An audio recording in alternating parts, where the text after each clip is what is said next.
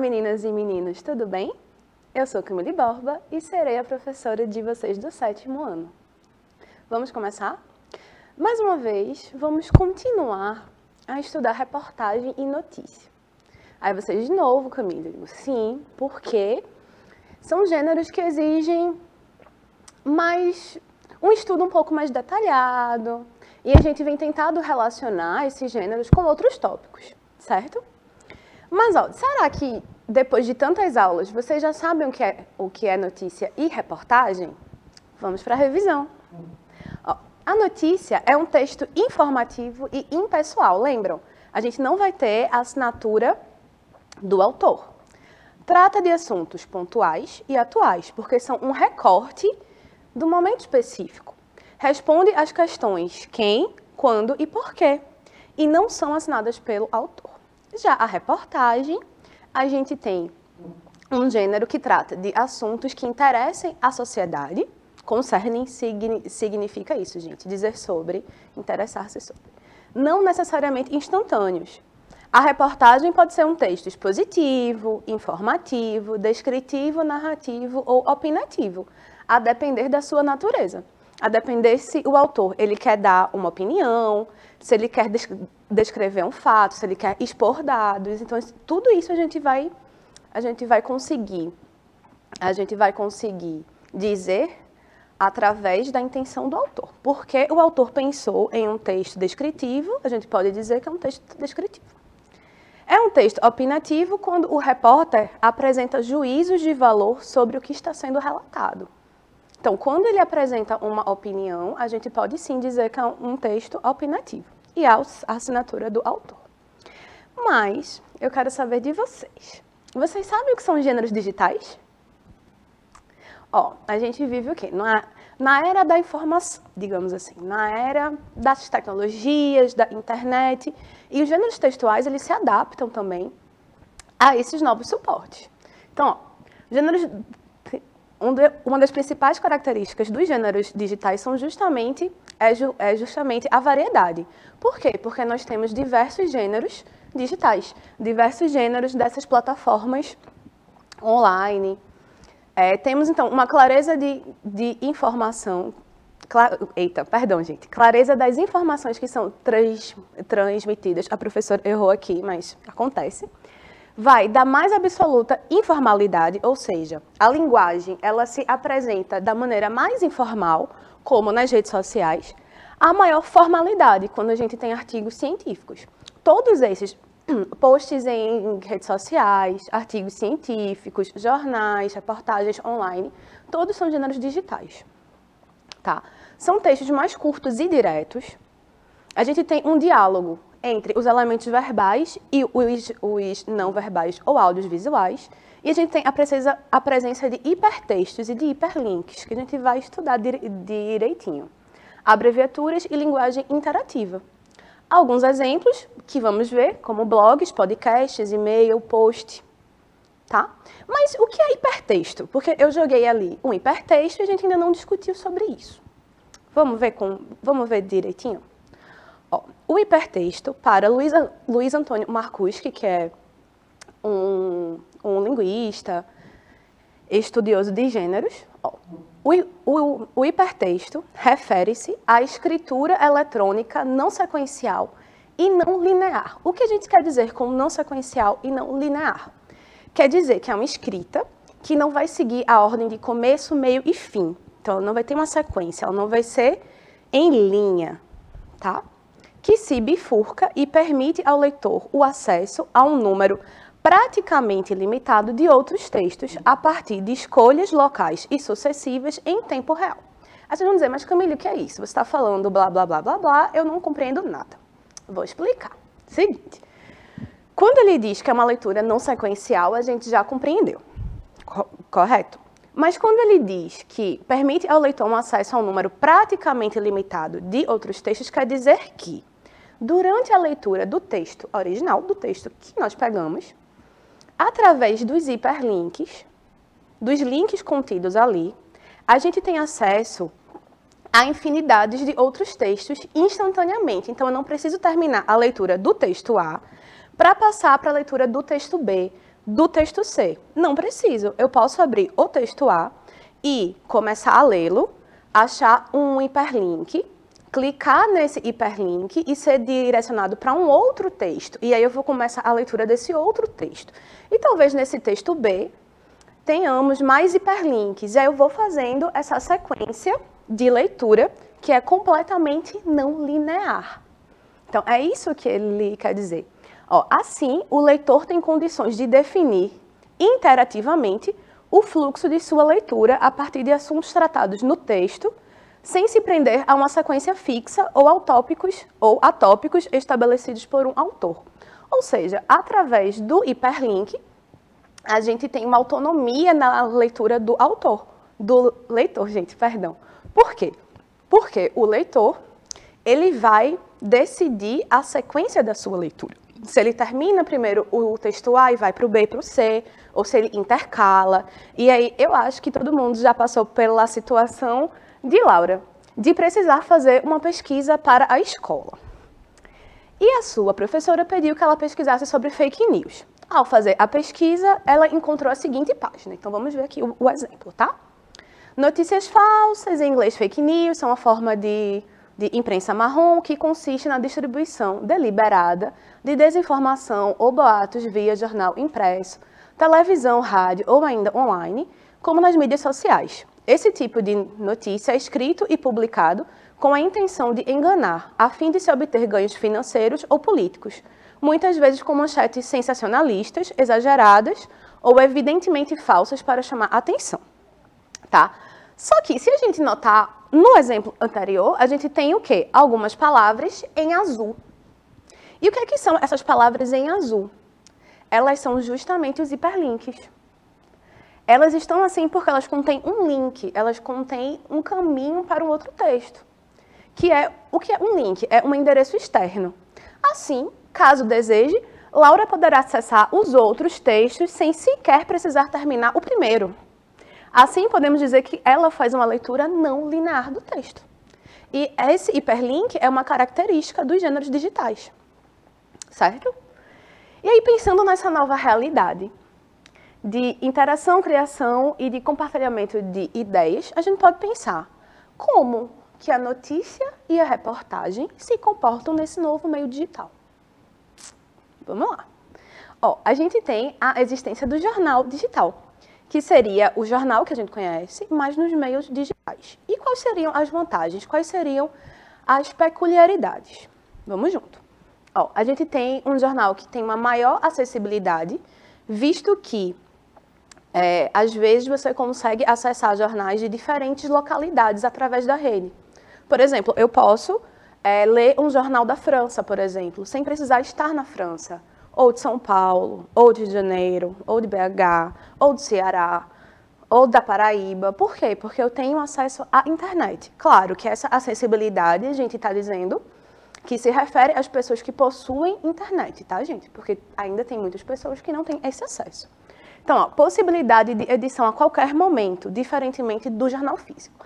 Se a gente pensar no jornal diário, que sai com as notícias quentinhas do dia, é um recurso interessantíssimo.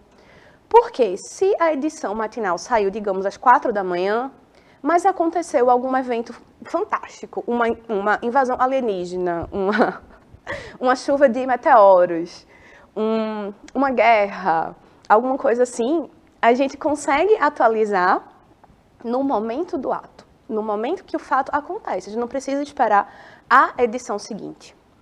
Acesso às notícias atualizadas diariamente. Natureza multimediática, porque a gente vai ter várias mídias numa mesma plataforma.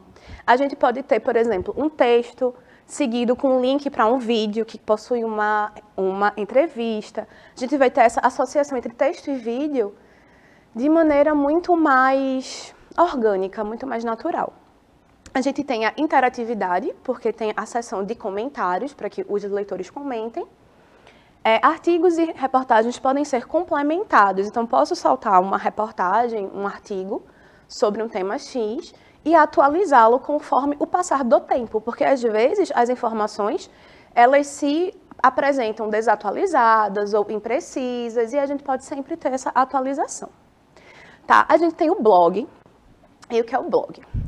eu como uma mulher declaradamente millennial, ou seja, nascida nos anos 90, eu vivi, durante a minha adolescência, a explosão dos blogs, que eram uma novidade, assim, fantástica. Por quê? Então, o que é um blog?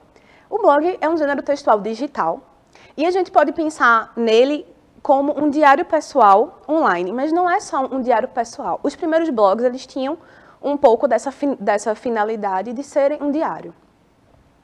Mas, com o passar do tempo, a gente foi vendo diversas categorias de blogs. Os blogueiros, eles divulgam informações, sejam elas pessoais ou sobre outros temas. Então, eu seguia diversos blogs de maquiagem, blogs de literatura, blogs de feminismo. Então, você tem muita afinidade. Qualquer pessoa ou grupo pode criar um blog gratuito, que torna ele um gênero acessível, desde que se tenha internet. Então, a gente tem dos mais diversos tipos, pessoais, literários, educação, notícias.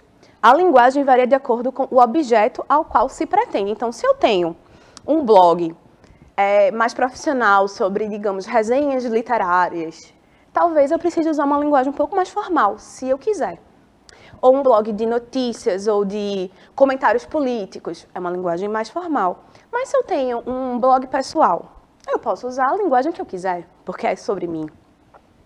Assemelha-se em um dos objetivos à reportagem.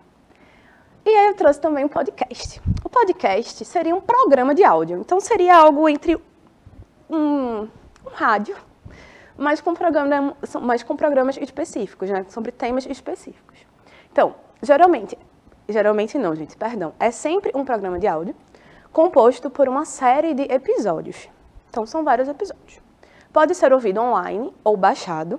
Pode tratar de qualquer tema. Cotidiano, política, saúde, literatura, educação, videogames, educação de novo, para a gente sempre reafirmar o poder e a importância da educação. Pode contar com a presença de convidados. É um gênero oral, ou seja, a gente vai ter somente a fala como materialização do gênero, constituído, em geral, pelo diálogo entre apresentador e reportagem. Então, é como se a gente fosse ver um diálogo, uma conversa entre o apresentador e o convidado. E esse diálogo, essa conversa, é justamente o podcast. O conteúdo gerado ali, ele é online, o conteúdo gerado ali é para ser ouvido. É como um programa de rádio, mas para as mídias digitais.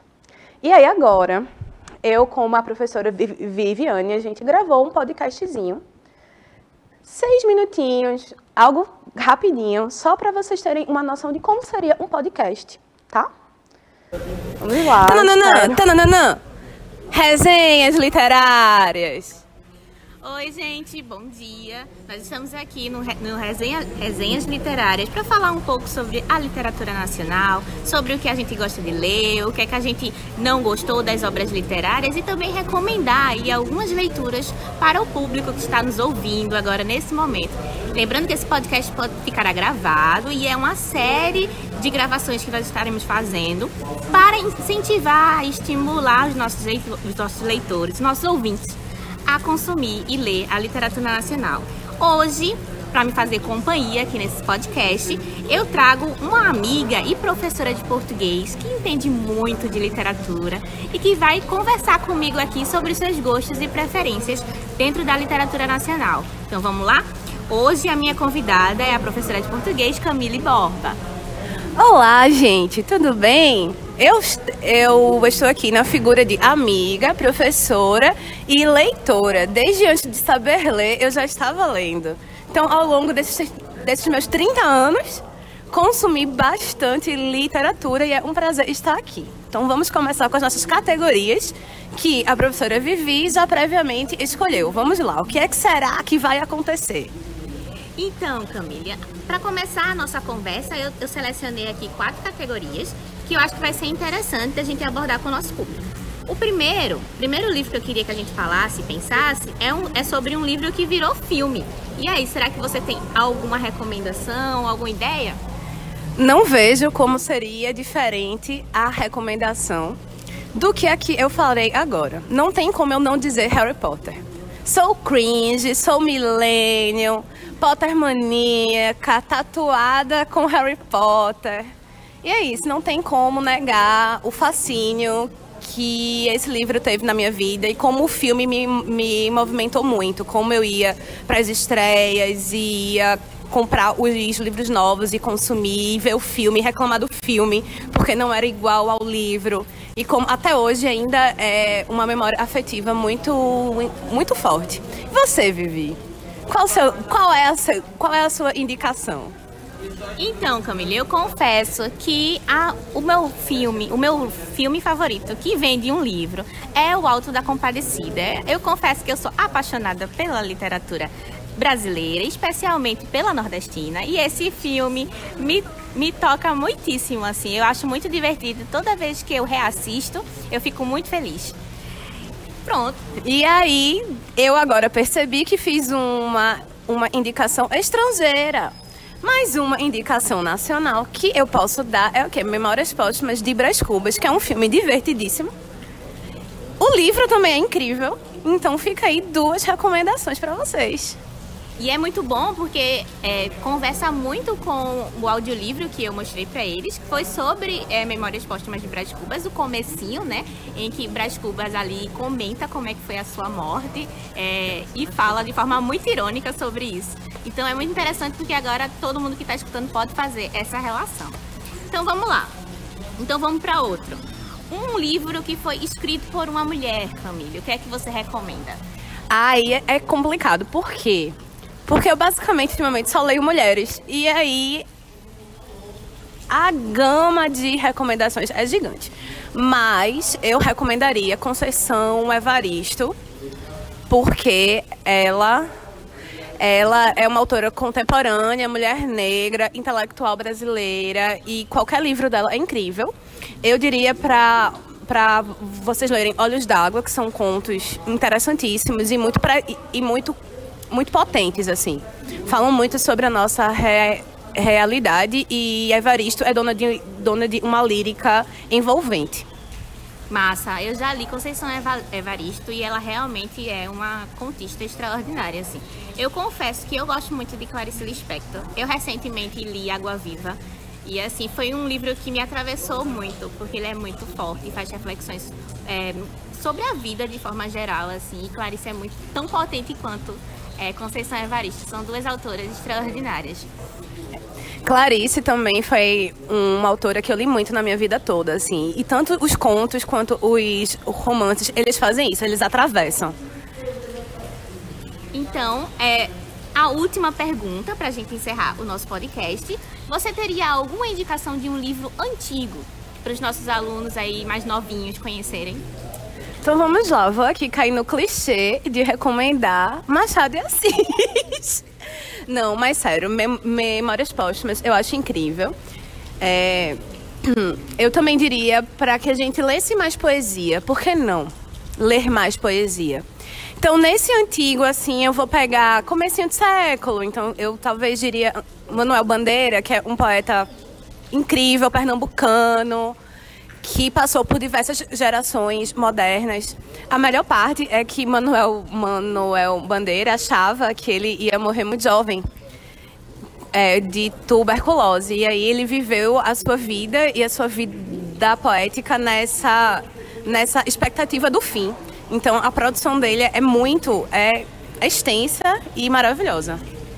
Massa, Camille. Foi um prazer ter a sua companhia hoje. Espero que todo mundo tenha aproveitado muitíssimo o nosso podcast. E até a próxima com o nosso querido podcast Resenhas Literárias.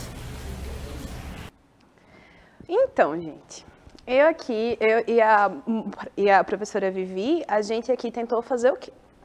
A gente tentou trazer para vocês uma experiência, assim, curtinha, breve, sobre o que seria um podcast. Então, nós escolhemos um tema, que seria literatura, nós escolhemos as categorias e nós conversamos sobre isso, nós trocamos ideias, claro, de maneira breve para caber na aula da gente, que já é curtinha, né? Espero que tenha ficado claro e vamos seguir.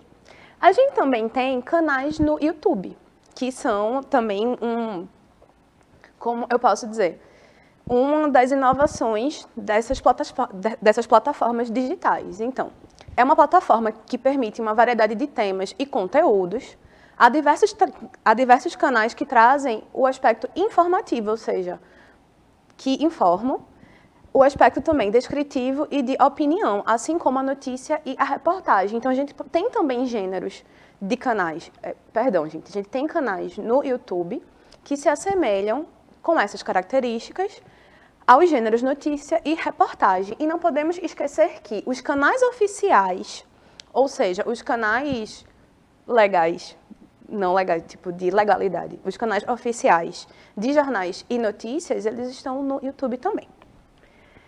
E aí, entre tantos segmentos da plataforma, a gente tem o fenômeno dos canais de fofoca, que não só servem para fazer aquela fofoquinha, como também se apresentam como uma espécie de um trabalho, uma profissão, um recurso financeiro, um meio financeiro consistente.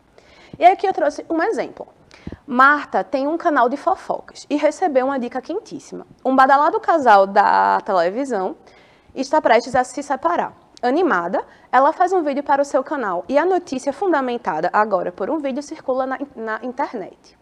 O que Marta não sabia é que a dica quentíssima que recebera era, na verdade, baseada somente no fato deles terem sido vistos sem aliança em público.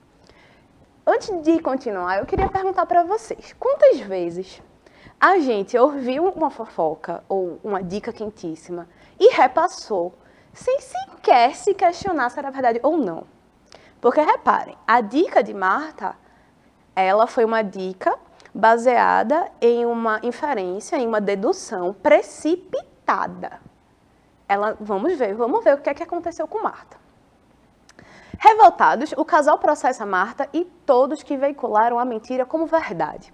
Arrasada, ela procura Priscila, sua amiga jornalista, que a repreende pela forma como ela tratou o furo. E Priscila diz, você deveria ter checado suas fontes, Marta. E esse recado não é só para Marta, é para todos nós que ouvimos várias fofocas, vários boatos, vários comentários, e a gente às vezes só repassa sem pensar criticamente em várias notícias. Chequem suas fontes, pessoal, sempre. Então, ó, vamos aqui fazer essa simulação. Eu não tinha como saber que era mentira, Pri. Claro que tinha, Marta. Você devia ter checado os fatos antes de espalhar fake news. E aqui, Priscila chega no ponto. Marta espalhou fake news. Mas será que Marta sabe que ela espalhou fake news? Fake news? Claro que não. Notem que ela está indignadíssima, porque ela sequer pensou que poderia ter feito isso. Fake news, sim, senhora. A suposta notícia que você espalhou é falsa. Então, mesmo que ela não tenha tido o objetivo de prejudicar alguém mesmo, já que, claro, às vezes a gente espalha fake news para dar aquela prejudicada, né? Mas Marta disseminou sim, sabendo ou não. Então, se é assim como Marta... Ai, perdão, gente. Fake news, sim, senhora, suposta notícia que você espalhou é falsa. Então, Marta, não tem noção de que ela espalhou fake news. Vocês teriam noção? Vocês sabem o que é de fato fake news? Porque a gente fala bastante disso aqui, né? Que seriam o quê? Notícias falsas. A gente precisa tomar cuidado com a perpetuação dessas notícias, ó. Fake news é uma palavra que vem do inglês e numa tradução literal significa notícias falsas. É uma expressão usada desde o século XIX, eleita a palavra do ano pelo dicionário de Oxford em 2017. Com o advento dos meios digitais, tornou proporções perigosas. Então vamos, ó, por que se usa fake news? Para gerar o famoso clickbait, que seria uma manchete falsa, tendenciosa, para que a gente acesse aquele conteúdo e assim geremos um aumento de acesso aos sites, canais ou página, para a criação de boatos, fundamentar falsos argumentos e a manipulação da opinião pública. Então, características, né? É de rápida disseminação, difícil rastreamento da autoria, traz informações sem nexo, às vezes, mas às vezes são bem convincentes, ausência de dados que comprovem a veracidade da notícia, como dados, fontes, data e local. E aqui eu criei uma simulação para a gente ver como é que funciona essa disseminação. Ó. Temos aqui Pedro, que resolveu que ia criar um fake aí. Vamos chamar ele de outro nome, porque Pedro aparecerá no futuro. Paulo. Paulo resolveu criar um fake. E ele passa para 2 pessoas. E essas 2 pessoas para mais 2 pessoas, que passam para mais 2 pessoas. E eu tive que parar a simulação, porque não ia caber na tela. Mas observem que, claro, que a gente não passa uma notícia só para 2 pessoas. Em geral, a gente usa o quê? Aquela ferramenta de compartilhamento, né? De mensagem. E a gente compartilha com todo mundo. Mas isso é, de fato, o ideal? Ó, vamos para outra simulação. Pedro, que não quer tomar a vacina contra o coronavírus, recebe pelo seu aplicativo de mensagens diversas fake news contra a vacina. Sem checar as fontes, ele repassou as mensagens para os seus contatos. Será que a ação de Pedro de repassar as informações sem checar terá consequência? Será? Vamos ver.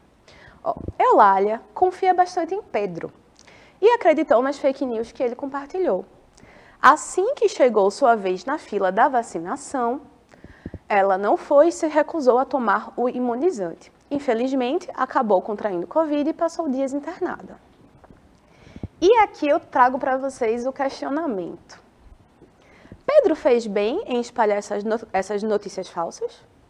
Não, né, gente? Nem Pedro, nem eu, nem vocês. Nunca é bom passar notícias falsas, compartilhar inverdades, porque a gente pode causar um impacto na vida das outras pessoas. Afinal, podem ter pessoas que confiam em nós como se nós fôssemos fontes confiáveis. Então, a gente precisa ter esse cuidado, certo? Mas, e aí eu pergunto também, ele tinha como checar os dados antes de repassar as mensagens? Claro, gente, a gente sempre pode fazer essa checagem, a gente sempre pode verificar. Se uma mensagem parece esdrúxula demais, parece fantasiosa demais, que não tem dados, não tem data, não tem fonte, nosso alerta tem que ficar ligado. E Eulália? Eulália deveria ter conferido as notícias? Gente, então, claro que sim. Ela poderia e deveria ter checado. Mas Pedro não deveria ter compartilhado fake news. Eulália deveria ter checado. Principalmente porque ela baseou uma decisão importantíssima de sua vida em cima das fake news de Pedro. Ela decidiu não tomar a vacina, que nós sabemos que é uma das maneiras mais eficazes do controle da pandemia, vacinação e máscaras. Lembrem, ela deveria ter checado porque ela decidiu não tomar a vacina baseada em notícias falsas que Pedro compartilhara.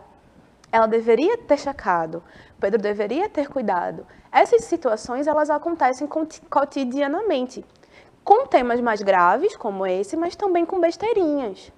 Então, o que é que fica de lição que eu aqui estou dando para vocês? Chequem suas fontes. Não repassem notícias se vocês não sabem se estão de fato verídicas. E caso vocês repassem e percebam que não são verídicas, comuniquem. Vocês sempre podem fazer uma errata, dizer, eita gente, perdão, compartilhei uma notícia imprecisa. Vamos nos atentar, certo?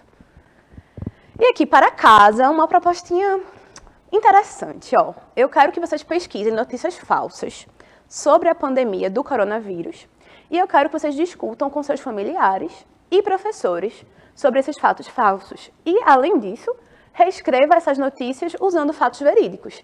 Então, eu quero que vocês pesquisem fake news, vocês contestem, compartilhem e reescrevam com fatos verídicos. Se for impossível, não reescrevam, mas pelo menos pesquisem, certo? E aqui eu trouxe uma fala de Mafalda, em que ela diz que viver sem ler é perigoso. Te obriga a crer no que te dizem, porque a leitura e o senso crítico são as suas armas contra o mundo, contra todas essas inverdades, certo? Hoje eu fico por aqui. Foi um prazer, como sempre. Eu gostaria de deixar claro aqui que, lembrem-se, conhecimento é poder. Se apoderem dele, estudem, revisem essa aula, mandem dúvidas. Como sempre, foi um prazer. Até a próxima.